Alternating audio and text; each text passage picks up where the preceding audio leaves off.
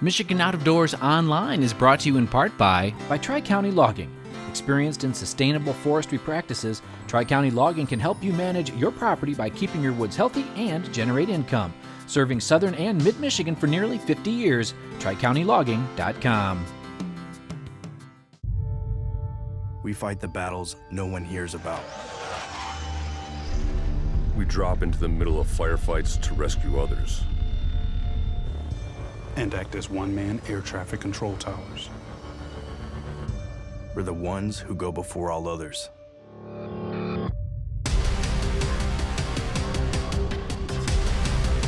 Join the fight.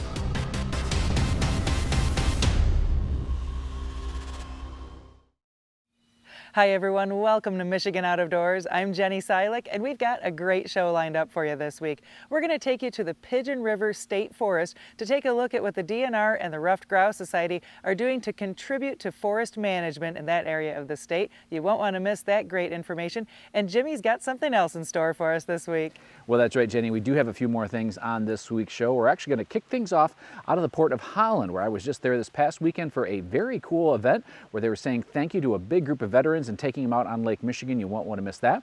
And we're also going to have time for a recipe on this week's show as well. So much brand new stuff on this week's show. You stay tuned.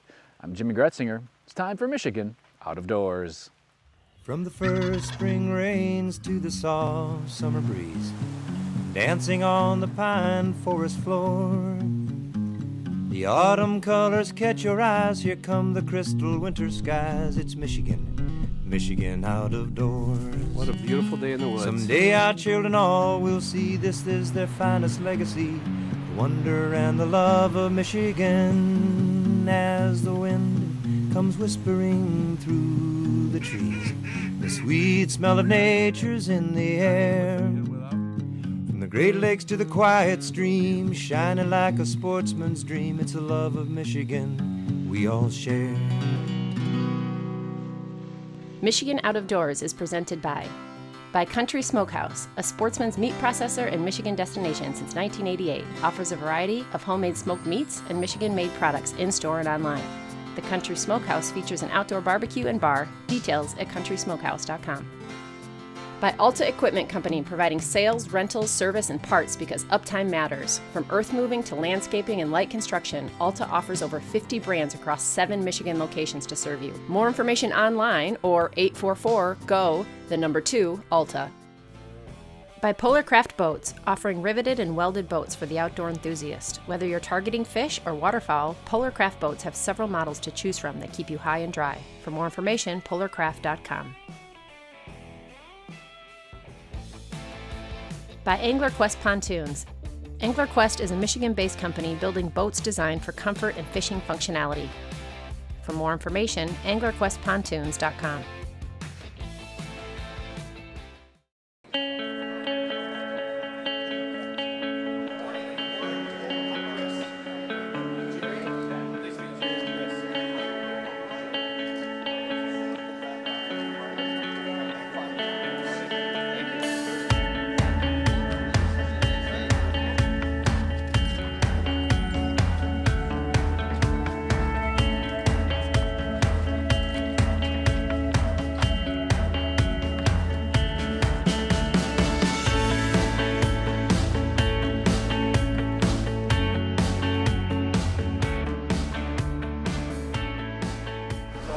At the 5th annual Fishing with Veterans out of Holland, Michigan. We're thrilled to have you guys here for sure. We've got 2 veterans on board. We have 29 boats this morning hosting 80 veterans today. Yacht Basin Marina is a host for us. They let us use their facilities. It's 6:20 in the morning. We're going to go see if we can catch some salmon this morning. Yeah, is there any salmon around? We hope so. There were yesterday, so Okay. We're hoping there's still a few around today. Now, how long have you been fishing this port? I've been fishing this port 14 years. Nice. Yep. So you're getting it figured out? Depends on the day. Now, will a lot of boats go north or south, or what kind of structures are I around think here? a lot of the boats out of here typically go south slightly. Okay. Some good lake trout territory just south of here. So it tends to be a little bit easier some days to catch them when the salmon aren't biting. We're going to run south just a little bit and troll north today.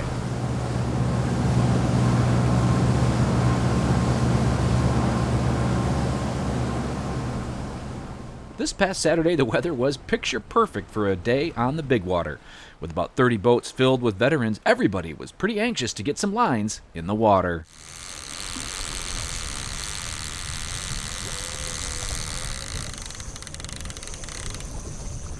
What's the plan over here on this side of the boat? Lots of meat. Lots of meat, okay. Throwing meat down. And how deep are we fishing today? We're starting in 110, and we're fishing about everything from 110 to 40 feet down, probably. Okay. So mostly meat rigs and a few spoons, did I see? Yep. Okay. Yep. Big kings like the meat. And your side of the boat's going to catch all the fish? Is Obviously. That's right. What do you say about that, young fella? We'll see about that. We got more meat and spoons and same program over here. Okay. Our veterans were Sean Tanner and his father-in-law, Ron Overton, a couple of great guys who both served our country. As we settled in and got lines in the water, we noticed a small gift another boat had left us. So with some skepticism, Russ opened it up. Uh-oh. Good luck from Team Offline. I'm not doing it.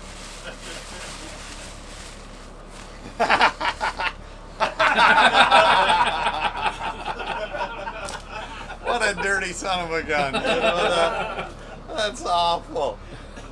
I don't think that counts as a banana, though. It's close enough. Well, if you don't know, bananas on a fishing boat is known as the kiss of death. As the story goes, if you have any banana on board, you are in for a rough day.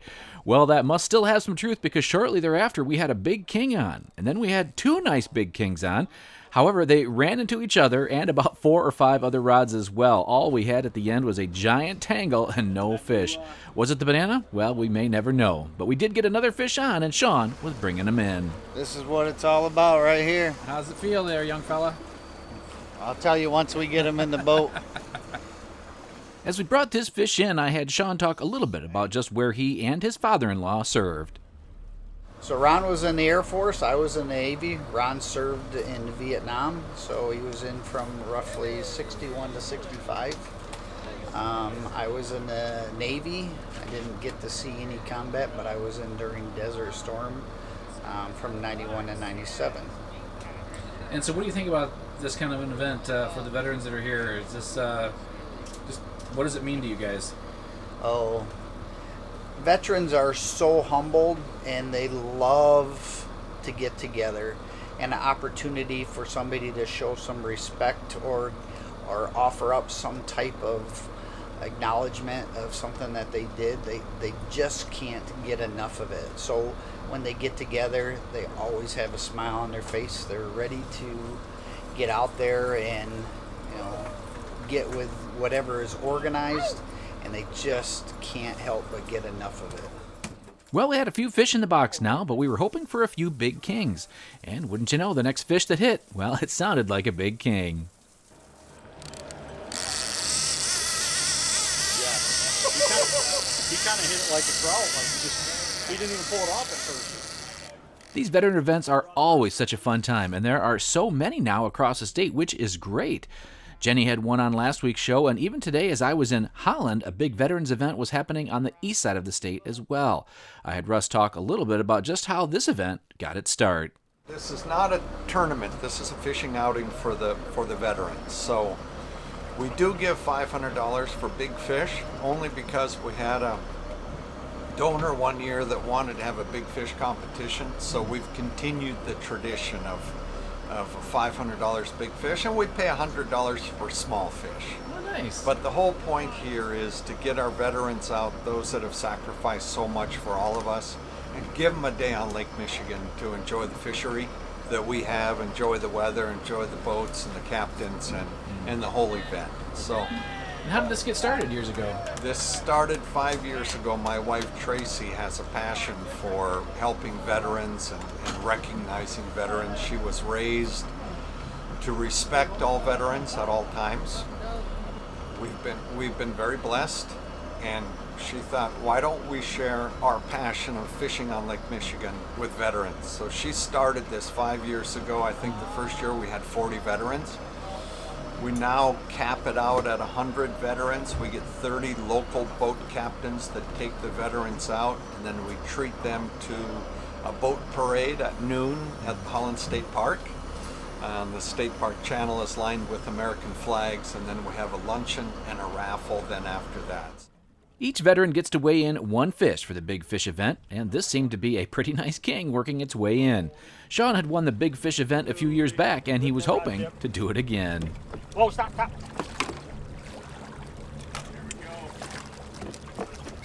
All right, fish. Good.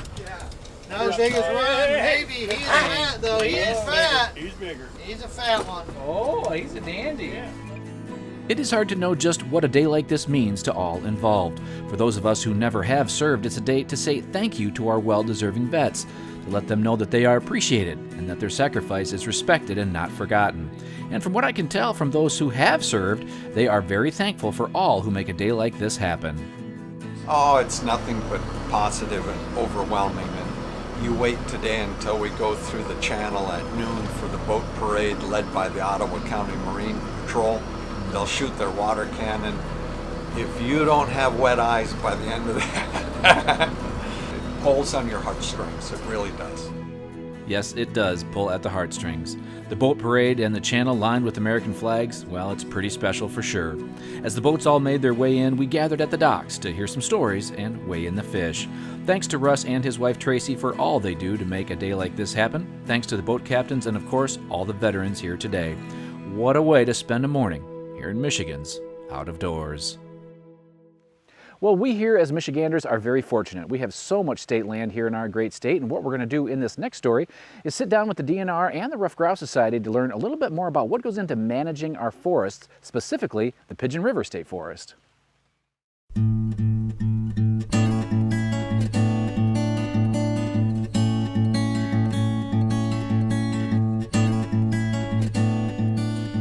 Well, we are here today in the Pigeon River State Forest area, and we're here with Mark Monroe.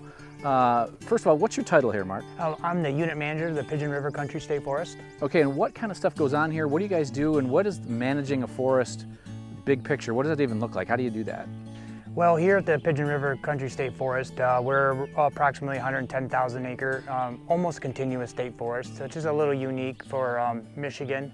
We do have a lot of surrounding state forests around, but we have a real consolidated one. We have some special management plans here specific to our harvest goals and for wildlife management, for elk. We're in the heart of the elk country here at the Pigeon River Country. So today when we went out, you know, we wanted to just kind of show or showcase some of our forest management strategies, especially when it pertains to early successional species like aspen. And aspen are a very important component of our forest. They provide, you know, food for deer and elk, habitat, criterias for ruffed grouse and woodcock. And the only way we can manage them is through clear cutting. And so what we want to do is show you a brand new clear cut, but what it actually looks like in 50 years. So folks can see when they go out into the forest and they see a clear cut, the initial shock value of it. But it's yes, exactly. But it's necessary to be able to regenerate it. You know, aspen root suckers, so you have to cut the stem off, and then it'll shoot up stems from those roots. And the only way you can do it is if it's a complete clear cut. It's a shade intolerant species, so to be able to manage it, we have to do it through a clear cutting process. When you approach a big area as what the pigeon is, how do you break it down into smaller chunks? Yeah, so for like the Pigeon River Country, we manage it on a compartment level. So basically the forest is broken up into 2,000 to 3,000 acre compartments. And each 10% of the forest is looked at yearly for harvest prescriptions. So when we meet with our co-managers, our foresters and wildlife staff will go out, look at the compartment. They come back in together, we meet in a room and we talk about where we want to do our forest treatments. Okay, and how does who all sits at that table? Is it all DNR? Do you have some public input? How does that all work? So at our initial meeting, it'll be all DNR folks. And then once we've come together in agreement with our prescriptions, that's what we call our forest treatments, we put together packets and those are put out for public review. Do a lot of people take advantage of that? Not as many as we'd like. We would like hunters, fishermen, citizens of the state of Michigan to come and comment on our treatments because we are managing the forest for the public. Has there been some times where you've actually said, you know, that's a really good, we're going to implement this because of somebody's comments? Absolutely, yep. Okay. Or, you know, they might know a particular stand a little better than we did, and they could point something out that we missed or something. So yes, we take the comments into consideration. Every comment is taken into consideration. We also, moving forward, our regional state forest management plans are going to be updated here in the next year. So there will be an opportunity for you to comment on the management of the state forest as a state as a whole. So from a landscape level. So we really would like even more of our public to get engaged in that process. Okay. So that way, those goals, which is a 100-year goal of our harvesting, can be trickled back down into our compartment plan. We planted these shrubs with the Roger Moore Chapter of the Rough Grouse Society 4 years ago. And part of that is once we planted them, we put a fence around them to keep the elk from eating them. Give it another 4 or 5 years and we'll be able to take this fence down. And this provides soft mass for a variety of songbirds, rough grouse, turkey. Well, now we're here with Brent Rudolph, and Brent works with the Rough Grouse Society. And Brent, just kind of want to bring your perspective in here as someone who is very forest dependent on what you guys do and your species. How do you guys work with the DNR, and how do you get some of your forestry goals before them, and what's that collaboration look like? There's a couple key things to consider. On all public land forests, there's some type of input process, and we typically provide input in a couple of ways. We have staff and folks that are trained as foresters or biologists or both that can help provide kind of technical insight on ways to manage the forest specific to some of the things that we value the most. Yep. And then we also have members that can speak much more to how do they use the forest? What are the areas that they're familiar with? What kind of value they take from it? Obviously grouse and woodcock hunting are big ones, but there's other things as well. And that can provide a different perspective to managers, and sometimes a very local perspective about things to take into consideration when they're looking at particular acres, you know, on the ground. Now that stand that we looked at today, specifically aspen, why is it important to cut those from time to time, and kind of what ages were we looking at out there, and what are those different age groups best for, and what kind of wildlife would be in there right now? Yeah, so we had a great opportunity to see a very new cut, about a 10-year-old, about a 30-year-old, and about a 50-year-old all around the perimeter there.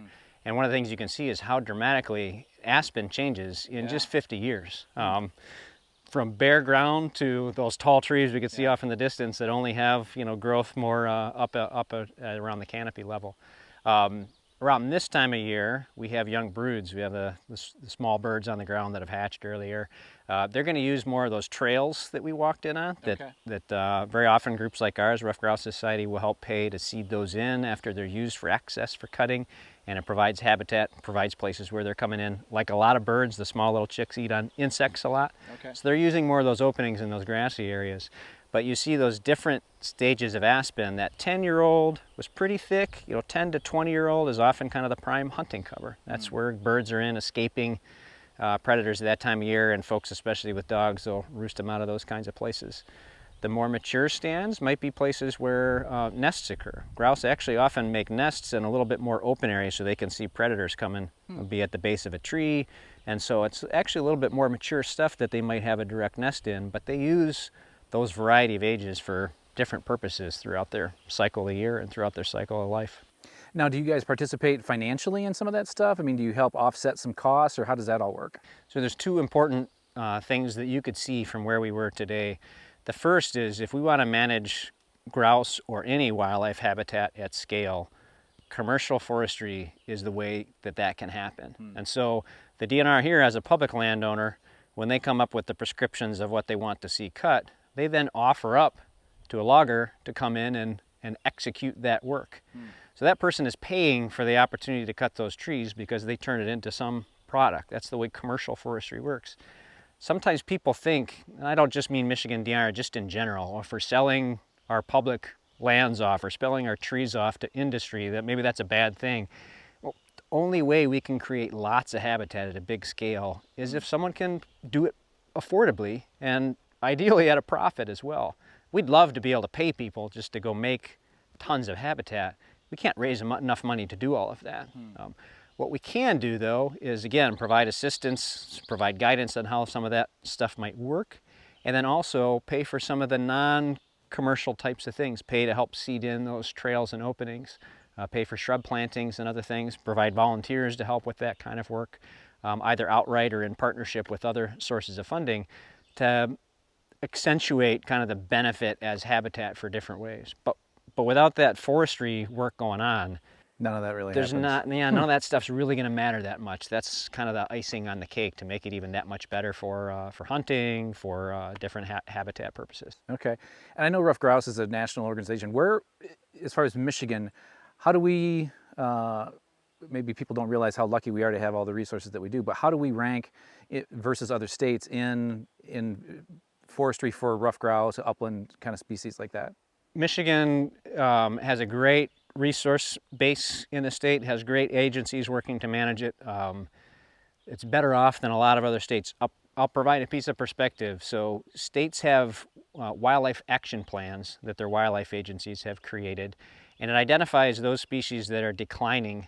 They're not threatened and endangered, but there's some concerns about them, and they're called species of greatest conservation need. Grouse are a species of greatest conservation need in 19 states. Ruffed grouse in 19 states, about half of the states that they occur in. They're not in Michigan, but the same plan, Michigan's Wildlife Action Plan, still does identify, the aging of forest stands as one of the things that's affecting habitat for a variety of other wildlife. So there's similar concerns about trying to stay on top of producing that consistent cycle of sustainable management that will benefit grouse and a variety of other wildlife as well. Well, and I think that's the other big part of it. This isn't just grouse, managing the forest for grouse hunters or just for deer hunters, and a lot of non-game species take advantage of what you guys do as well, right? Absolutely. So as an organization, even with ruffed grouse being in the name, and obviously ruffed grouse hunters are key among our membership, we're really advocating for healthy, sustainable forest management. Grouse depend on that. Tons of other wildlife do, tons of recreational opportunities from the trails and things that you can see meandering through this that many hunters use, but a lot of other wildlife watchers and hikers and recreationists benefit from the same type of management that grouse depend on. Special thanks to both Brent and Mark for spending a little time with us and showing us what forest management is really all about. We are very blessed as Michiganders to have so much state ground, and managing it properly for the future is so important.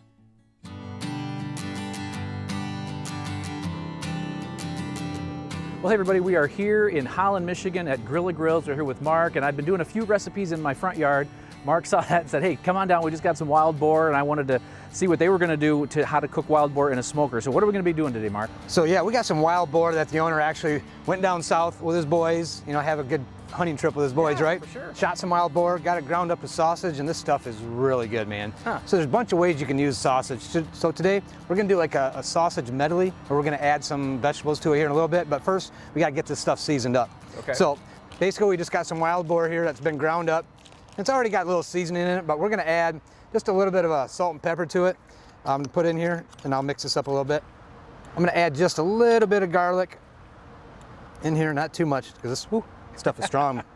And so then we're going to cook this in the smoker, and then we'll do the medley kind of after that. Right, we're going to mix this together. We're going to cook it down in the grill, and then we're going to add this sauces in later. So I'm going to mix this stuff up. We'll get it on the grill and check it out in a bit. Sounds good. Okay, Mark, how long did we cook this the sausage? All right, so we did this kind of quick. We had the chimp turned up to like 425. We just want to get it cooked down. It looks beautiful, smells great. It does. So what we're going to do is we're going to add that to the big pan. We got some vegetables here. You can do whatever you want with the vegetables. We got some onions and some peppers, and we got some potatoes. Again, you can do whatever you want. That's just kind of what floats my boat a little bit. So. Okay, so show me how we're going to mix this up here. Any method to the madness here? Not really. I'm going to put my hot glove on here because this pan is super hot. So we're just going to get the. Oh my gosh. That smells so good, doesn't it? Here we got a spoon. You should eat this right here, right? Okay, Mark, we just pulled this off the smoker. Just recap what we did here. Yeah, so we took some of that wild boar, we ground it up a little bit, and we kind of pre-cooked that.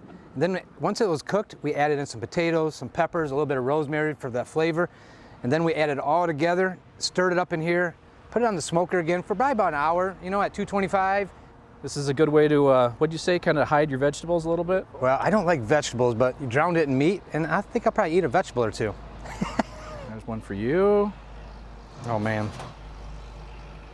Don't wait for me. I'm gonna be nice and wait for you, man. No, dig in. I'm not gonna wait. Been smelling this. Now, if people haven't smoked vegetables before. They hold the smoke pretty well, don't they? Oh, absolutely. I mean, you can really taste it how it blended in all together. So mixing it all in, this is like a great wintertime thing too, right? Big pot, just throw it in. It's kind of like a chili. It'd be great at deer camp, great at a tailgate. Absolutely. And with these, we love the smokers, but we also know that we want easy stuff for people to make. Man, grind up some wild hog, throw in some vegetables, and you're ready to rock and roll. We're gonna eat that whole thing, aren't you? Oh man, this is awesome. We're gonna eat the whole thing. Thanks for calling us. Absolutely.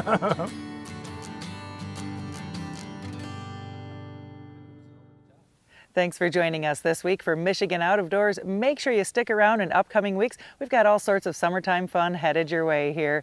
We'll take you out to do some big lake fishing here on the east side of the state, and we'll take a look at what you can be doing to get your sporting dog ready for the seasons this fall. If you'd like to see where we are and where we're headed next, you can always check us out online. Well, that's right, online, always a good way to kind of keep tabs on us. You can do that through our website. We're on most of the social media platforms. We're also on YouTube as well, so many places you can check us out. And there'll be a lot of brand new programming coming each and every week here in Michigan Out of Doors. And if we don't see you in the woods or on the water, hopefully we'll see you right back here next week on your PBS station. Michigan Out of Doors is presented by. Do you dream of somewhere bigger than your backyard? You can get there with Greenstone.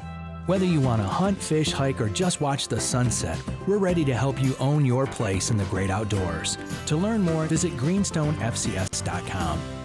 By Greenmark Equipment. Greenmark Equipment is a John Deere dealership network in southwest Michigan and northern Indiana. Greenmark provides sales and services to farmers, commercial businesses, large property owners, and homeowners. Information about pricing and products available can be found online at greenmarkequipment.com. Closed captioning provided by Marvo Mineral, makers of Lucky Buck, deer management products including minerals to supplement deer diets year-round to improve health and antler growth. When I wander far away, a dream stays with me night and day. It's the road that leads to my home state. I am a Michigan man. Changing seasons paint the scene like rainbow trout in a hidden stream. The white-tailed deer in the tall pine trees. I am a Michigan man. I am a Michigan man. Ask where I'm from and I'll show you my hands. Lord above, I love this land. I am a Michigan man. From the Keweenaw down to St. Joe, Kalamazoo, east to Monroe, to St. Marie.